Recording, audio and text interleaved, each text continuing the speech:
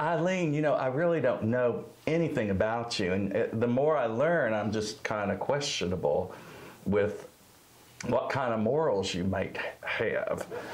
So I would like to know, who have you interviewed in the past? Well, I've interviewed some of the most famous celebrities in this world. Diana Ross. My gosh. Well, Boy George. oh my gosh. Oh, Boy George. I never knew what he was. Is he a boy or is he a girl? Or is he from Georgetown? I just don't know anything about Boy George other than he was awful funny looking. In fact, his hair kind of reminds me of yours. Is Fasciana maybe a lesbian? No. Where she comes from, I don't even know if they have sex. They're so advanced. You know, she's from somewhere up there. I don't even know where she's from. But she's just lovely. She's a lovely girl. And she's just kind of stiff. The way she walks, it's just kind of stiff. But she's got some pretty clothes, and I know that Garrick has helped her with her wardrobe. Because when I first met her, all she did was fly around, and she had this crazy-looking outfit with Cadillac fans on it, and with exhaust coming out of them. She'd just fly around. And I couldn't be part of that. That's just too crazy for me. In fact, when we're on the subject of fashion, I have a little gift for you. Oh, I love gifts. Okay. What is it? Well, if I have, can I have Soren come and hand me this little package down here? Because I can't bend very well with this constricted shawl I have. Well, just because I bought you a little gift. Oh my goodness, can I open it? Sure. I'm excited. Knowing I was going to meet someone that I really didn't know very well, other than I'd seen pictures of her. It's platinum blonde. I think it's time that you probably tone it down just a little bit. You know, you and I aren't getting any younger. And one of these days, we're going to have to meet our maker. And I don't think you want to have multicolored hair when you're up at those pearly gates. Well, you know why I wear the multicolored hair? It's kind of like a rainbow. Like because I write for the gay magazine. Oh, I hadn't even thought of that. So you have a gay hair. Oh, my God. Well, I wonder if I just spray it if the color will come out of it. But anyway, I just thought that would be lovely color. Well, I certainly appreciate it.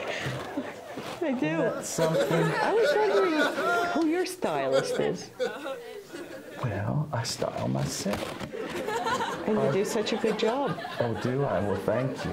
Yeah. Well, you know, we like the big hair down in the South, and I just can't stand looking at myself unless I have a mountain of hair. Because you know what they say, the higher the hair, the closer to God. Oh, the husband thing. The husband thing, your husband. Well, yes, he's not with me anymore. But he was involved in the conversion therapy, and look what happened to him. What does that tell you? I don't know. Some people are just so sick you can't help them. I just don't know. I just don't know.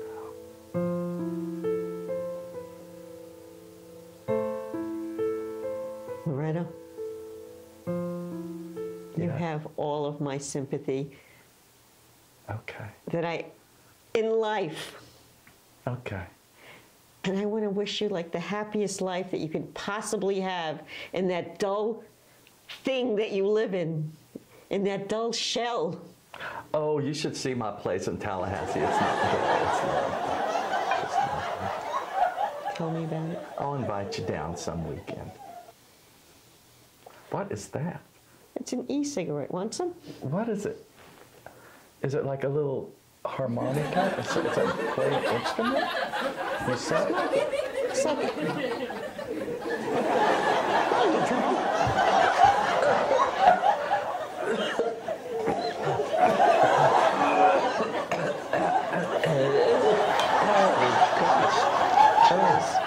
Drink up. That was hideous. Oh my gosh. How you feeling? I think I need to go to bed.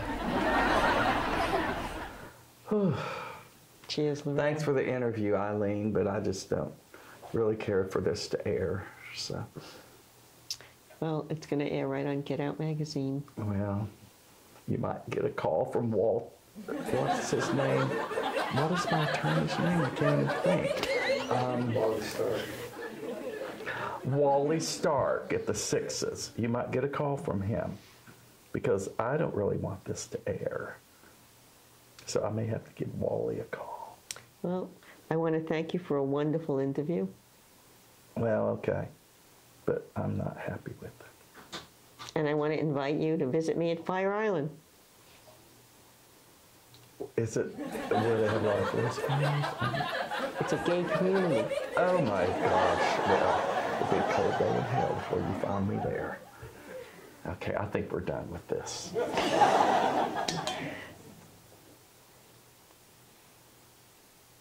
You know what? I think that you're very lonely and you need something. Either a man with a big one.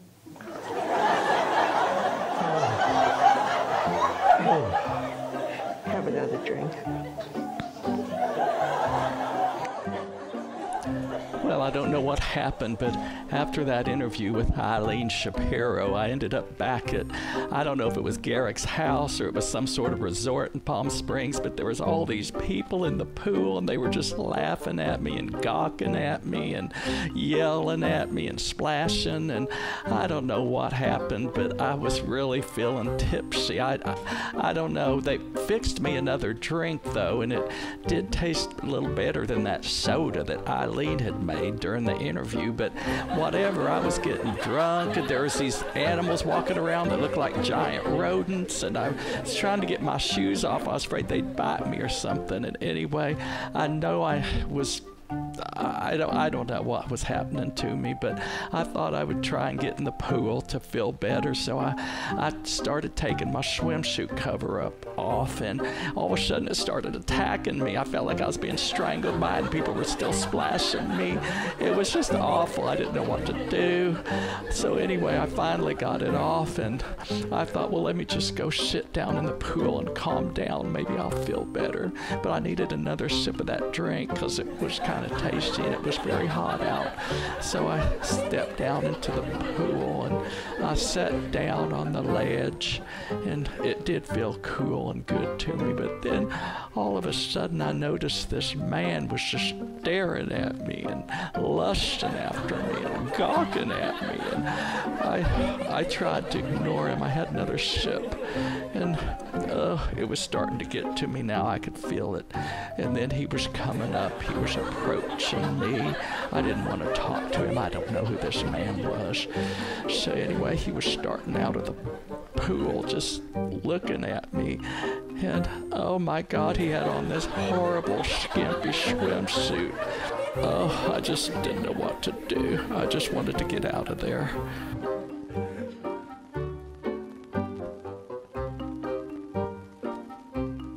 I tried so quickly to get out of there. And he just started coming to me, and he started lunging at me with his tallywhacker. Oh my gosh. I just started scooting away, and I tried not to look at it, and then it would just get closer and closer, this big old tallywhacker, and I just fell back in the pool. I didn't know what to do, and then he started shaking it at me. It was just the worst day of my life, and I was having flashbacks of Grandpa Elmo.